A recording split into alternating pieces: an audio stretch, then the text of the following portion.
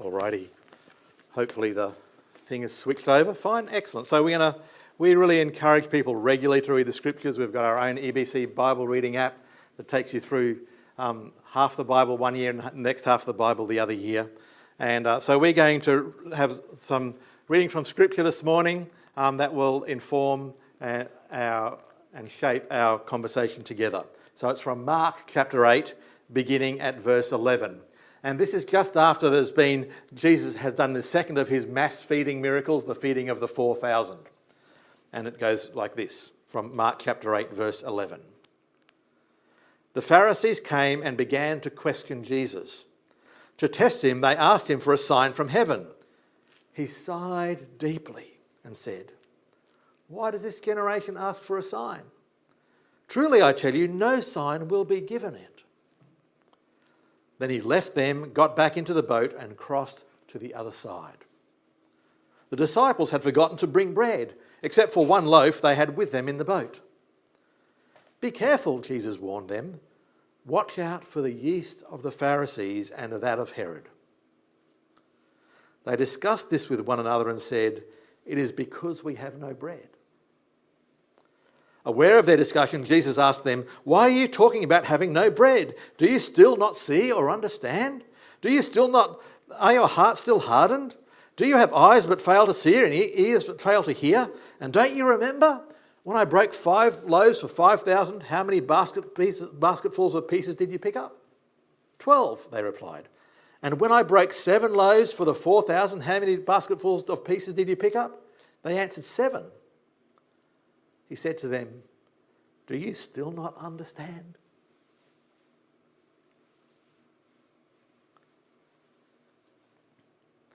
Many of us, when we hear this passage, we'll be resonating strongly with the inadequacy of the disciples. I'm not going to ask you to raise your hand or anything like that, but that's often a thing, isn't it? When that's real life to me, I feel like my Christian walk is inadequate in some way. I'm just sort of bumbling my way on, or I feel like I'm just frozen or stuck at a particular level. And I've just sort of got used to that fact. I've settled into, this is just my lot, this is my spot. I'm an inadequate follower of Jesus, and that's all there is. And we get used to, we get acculturated to our current state of inadequacy. And we're a bit like these guys here that we just read about, who were at a stage in their life where they were stuck in inadequacy in following Jesus. But then we think about, well, of those inadequate people, one of them was Peter. And he ended up writing some of the Bible. And so we have evidence that they didn't stay in that spot. And then sometimes, and I'm just going to read a bit here from a book called A Testament of Devotion that I've posted about in the hub. It says this: "We have hints that there is a way of life vastly richer and deeper than all this hurried existence. A life of unhurried serenity and peace and power, if only we could slip over into that. We have seen and known some people who seem to have found this deep centre of living where the fretful calls of life are integrated, where no as well as yes can be said with confidence." And Richard Foster, who was writing that introduction, said his own inadequacy had been found out. But he had also glimpsed a possibility of a less inadequate future. And you see, that's what I want to encourage us to have today. Not just to be satisfied with our current state of our spiritual walk. Because God has an intention and a design for you to be more than that. And we've talked about it before in Romans 8. It says that your destiny, believe it or not, is to be conformed to the image of Jesus. That's what God's working on in your life. That's God's best future for you. And God knows how to do it. He's done it with rough people like Peter. He's done it with violent people like Paul.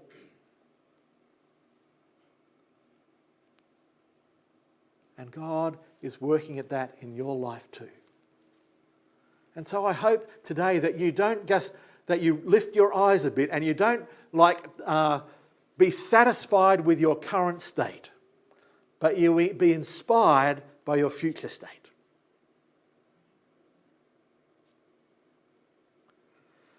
For many of us, it has been, we've been hanging out to be able to move into this building. And we wanted to get into it just as soon as we possibly could. And in fact, we've got into it on the day before Christmas last year, but we still don't have things like we don't have hot water and we don't have a few other things, but we're here. We wanted to get here as soon as we could. And when we truly grasp what it's like to have the with God life, to have that spiritual connection with God and the peace and the power and the joy that is, surely you and I want to get there as soon as we can.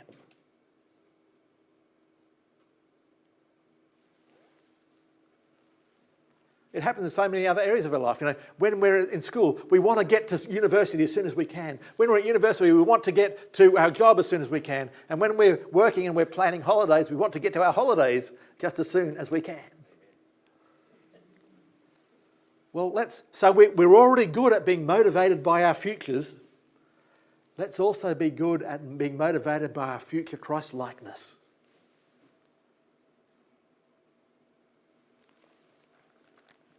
In this passage, and we're going to keep reading, Mark deliberately records a story of Jesus healing a blind person. It really happened, but it's also a metaphor or a picture of Jesus wanting to fix their spiritual blindness.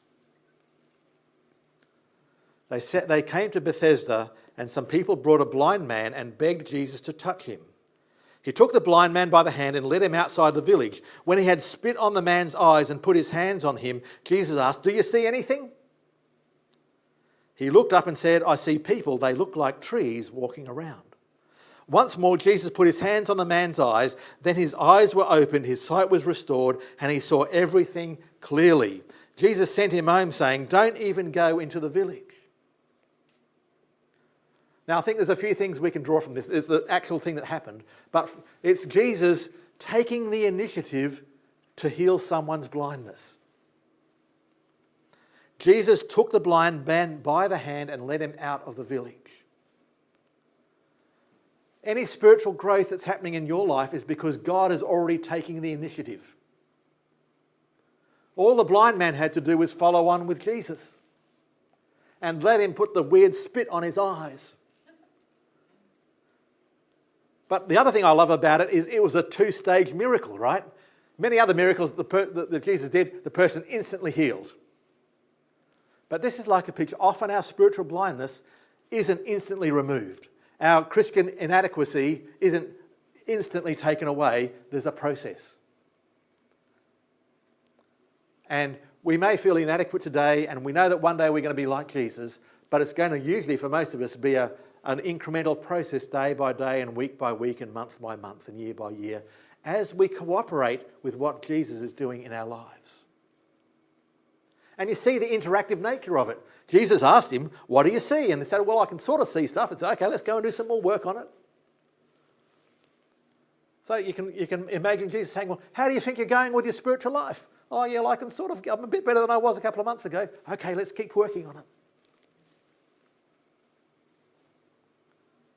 And this story of the healing of the blind man sets up the next couple of chapters in the Gospel of Mark. And we see in detail how Jesus actually went about helping those first disciples move forward, and so they became a bit less inadequate. And I'm not going to read it all out because it would take too long, but I encourage you to go and read this passage from Mark chapter 8, verse 11 through to the end of chapter 10 sometime later today. And the first thing that Jesus does when he switches from having healed to, and Mark records what Jesus did, Jesus and his disciples went to the villages around Caesarea Philippi, And on the way he asked them, "Who do people say that I am?" And then they answered, and then he asked them, "And who do you say that I am?" The first thing that is required for us to move forward in our spiritual growth is to have a fresh appraisal of Jesus. And just think, well, who do people around you think Jesus is? And what is he to them? And then ask the question of yourself, who is Jesus to me? Maybe not in theory, maybe you can give the right Sunday school answers to the question. But I'm not going to ask you to tell anyone else, but ask yourself honestly, who is Jesus to me? Really? Am I convinced of his goodness and power and intentions? Do I actually want to be around him as much as possible? Am I open to learning new things about Jesus? Because in the very next few verses, Jesus says, "Great, you recognise I'm the Messiah, but guess what? I'm going to Jerusalem to be crucified." And that was a head spin for them. And then Jesus took a few of them up on the mountain and he was transfigured and he was suddenly glowing, and then there was Elijah and Moses, and there was the voice from heaven said, "This is my son whom I love, in him I am well pleased, listen to him." The first step that Jesus took in moving the disciples forward was to get them to reflect and think about and be exposed to some fresh dimensions of who Jesus is, what God's on about. And so you might feel like you're stuck in your Christian walk, and you can simply ask God, show me something fresh about yourself, God. Reveal something more to me. Help me to understand a bit more about who you are and what you're like.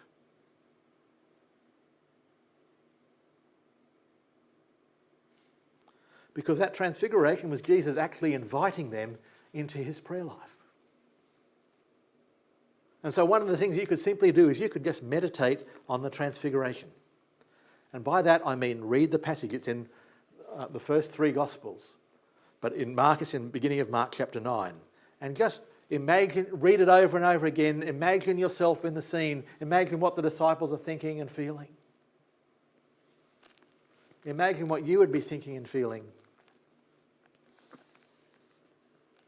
And I love chapter 9, verse 8, where in the midst of the cloud and the voice and everything else, suddenly when they looked around, they no longer saw anyone with them except Jesus. Now that was true physically, but I think it's also Jesus was now the centre of their attention. So the reflecting on who Jesus is and the entering into a devotional practice, and they have a fresh encounter with Jesus.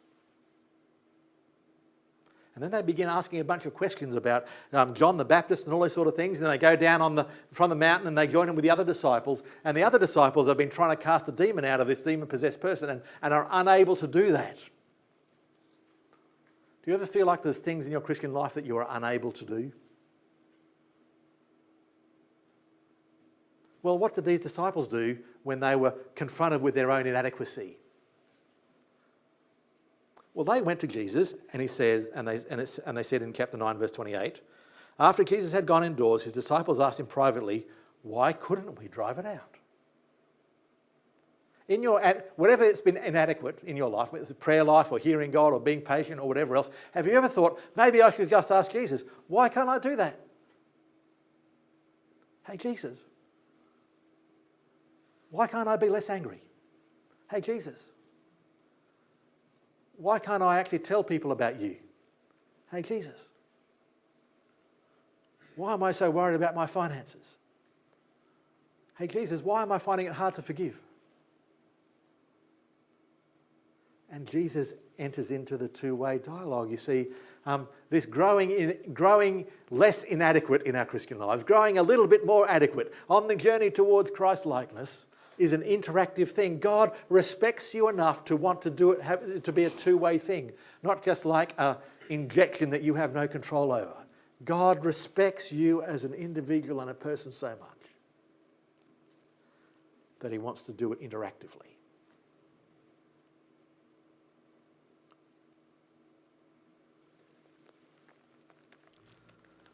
And then Jesus goes on and he has some further conversations in the rest of chapter 9 with his disciples. Now, in a few moments' time, I'm going to ask you to do something here in the auditorium, and it'll be very low bar. It won't be threatening at all. So I'm just setting you up for it, and there's going to be some spiritual dimensions to it if you like. But if you don't like, that's perfectly fine too. You can do this thing I'm going to ask you to do without any spiritual dimensions at all. But I first want you to think about if Jesus walked in through those doors, and the door slammed behind him and we all went around and we looked at Jesus. I just want you to imagine in your mind, how would you welcome Jesus? Like after you got over the shock and the question, is it really Jesus, all that sort of stuff, right? The disciples often had that question, like in the end of John chapter 21. But after you got over that, how would you welcome Jesus? What would be your attitude? What would you do physically? I just want you to imagine it. Would you walk up to Jesus? Would you run up to Jesus? Would you wait for him to come to you? Would you be a bit nervous? Like, would your hand be a bit sweaty? And would you have a smile on your face? Would you be fascinated by him? You just imagine what it would be like to welcome Jesus.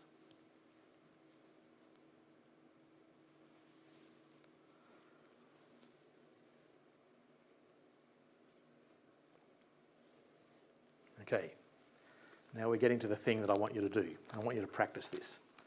I want you to turn to the person next to you and I want you to welcome them as if you were welcoming Jesus. Now, if you're not into being spiritual, that's perfectly fine. Just say hi and just welcome. The person next to you will have no idea whether you're trying to be spiritual or not. All they'll know is that you're welcoming them, right? But what I want you to do is I want you to turn to the person next to them and if you want to, just welcome them as if they were Jesus. Right? So just do that now. Just if you're isolated like Monty here, go and sit next to someone and welcome them.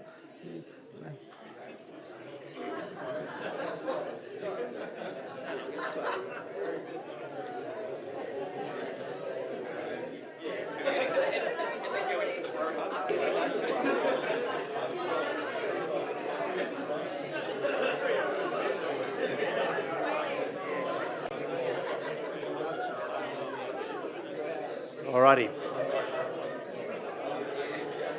Fantastic. All right, that's enough. That's enough welcoming. There's a bit too much welcoming going on here.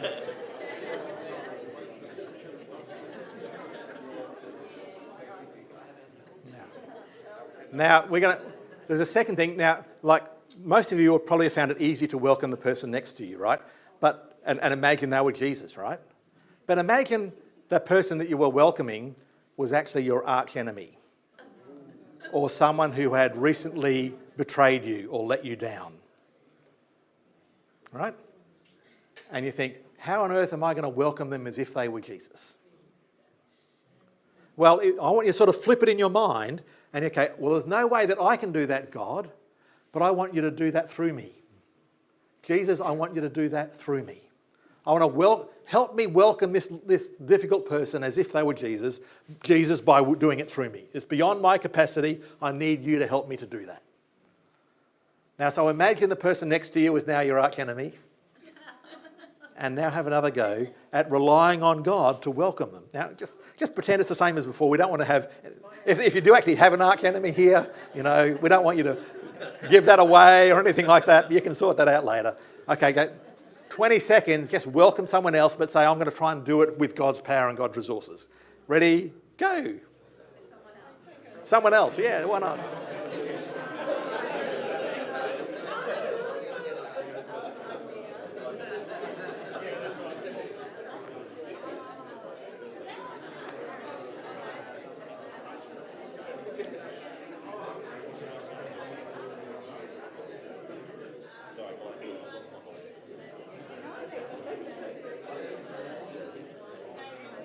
Alrighty, take a seat, that'd be great.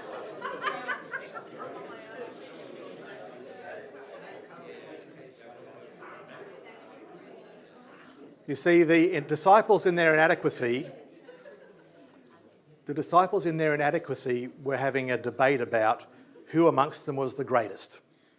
I'm better than you. I'm better than you. No, I'm better than you. I'm better than you. And Jesus told them this in Mark chapter 9, verse 36. He took a little child whom he placed among them. Taking the child in his arms, he said to them, "Whoever welcomes one of these children in my name welcomes me. And whoever welcomes me does not welcome me, but the one who sent me." Now, I have been deliberately trying to do this as often as I can in the last 12 months. Before I meet someone, I want to try and meet them as if they're Jesus. And I want to try and meet them not on my own resources, but with Jesus' resources. That's what it means to welcome them in someone's name, is to go on their behalf and with their resources. Right? You know, if a wealthy person sends you to pick up their Mercedes-Benz from the service station, right? You go on their behalf and with their resources, and the service station gives you the Mercedes-Benz. Amazing. Now, I don't do it all the time, and might go a few days but forgetting about it. But let me tell you, this is one of the more significant spiritual practices that I have engaged in.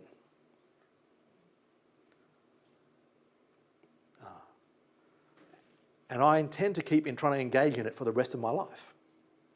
Out of all of the spiritual practices that Jesus might have told his disciples, like the micro habits that Jesus told his disciples, this is about the only one that's got in. It must be that important.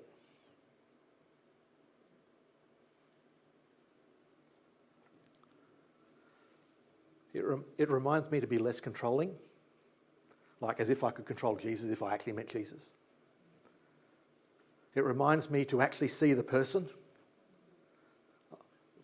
The world might think they're a nobody, you know, an insignificant person. They're not a celebrity, I don't care. But if they're like Jesus, well, they're more captivating than the brightest celebrity or the most famous TikTok person. And if I'm trying to do it not in my own resources but in God's resources, then I'm practicing every time, not just to do that, but to do everything with God's resources.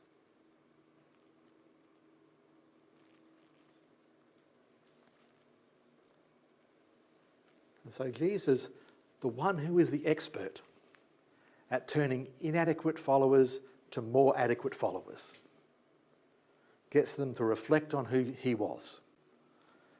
They have a fresh devotional encounter. He listens to them and responds to them when they ask, "Why couldn't I?" questions. And he gives them things to do, little, apparently simple things to do that have deeply spiritually forming outcomes. And all of this happens in the context of Jesus' small group.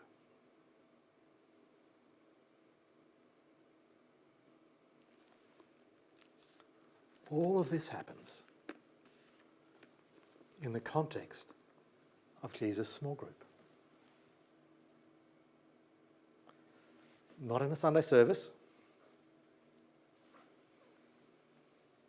not even in some big missional outreach thing, but in the context of a small group.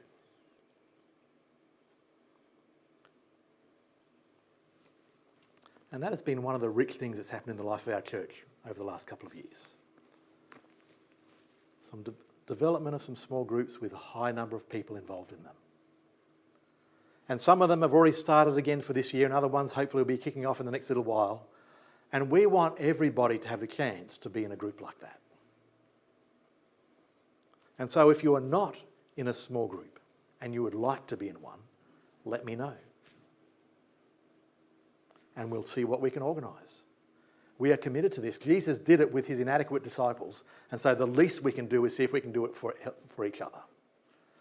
And some of the things that people have talked about from their experience of their small group in the last year was they really enjoyed being able to get into the Bible and getting to know it a bit more and getting to know other people a bit more, and in fact experiencing the presence of God in that small group. Some people said as well, like, I find it difficult to get into the Bible, but this is a discipline that helps me actually do that. Someone said that the last few years have been pretty rough, and isolating. And so the coming together has reignited spiritual conversations, and there's been some prayer for each other and healing for each other, and wounds are hurting less as they hear God's voice and they pray for each other. Some people said, we're getting better at not giving unsolicited advice. That's fantastic. And that we work together with God through our weeks to provide support for the strong winds that blow. At times it's a sacrifice to attend our groups, but I always leave feeling doubly blessed.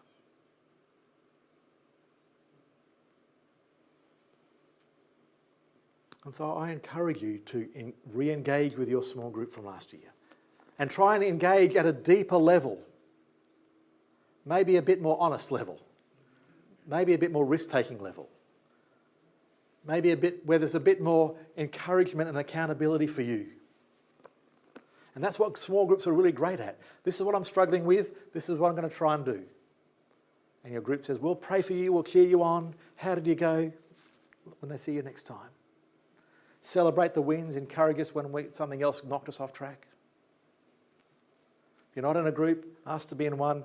There's a question that'll now be live in the hub. You can just see that and you can message me directly in the hub, or you can speak to me afterwards, or you can ring me or assail me, whichever other way you want to do that. Or maybe there's someone else here you know is already in a group. You can speak to them. How would I get into a group? But we'd love you to be in one. We describe our small groups as communities of friends that encourage Christ-likeness. And all of those words are important. It's a community of friends, it's encouraging, and it actually helps nurture our Christ-likeness. And so I'd love you to think about, do I want to be in a group? Might I be in a group? Yes, I can be in a group. I'm going to more fully embrace being in that group and see what God does in my life.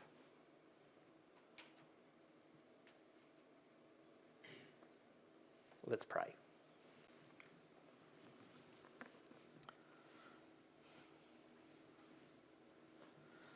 God, we know that moving us from inadequacy to adequacy is your job.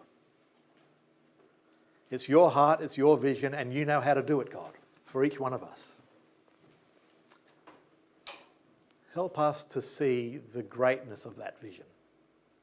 How moving from where we are to where you're calling us to be is the best thing.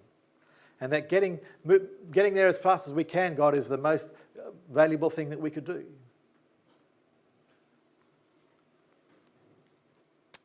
Lord, I pray that you would bless our small groups this year. You'd help us to tweak them, rearrange them, include new people, start new ones, whatever we need to do. Lord, that you would bless them and that they would be rich places where people find community and friendship and encouragement and growing Christ-likeness. In Jesus' name, amen.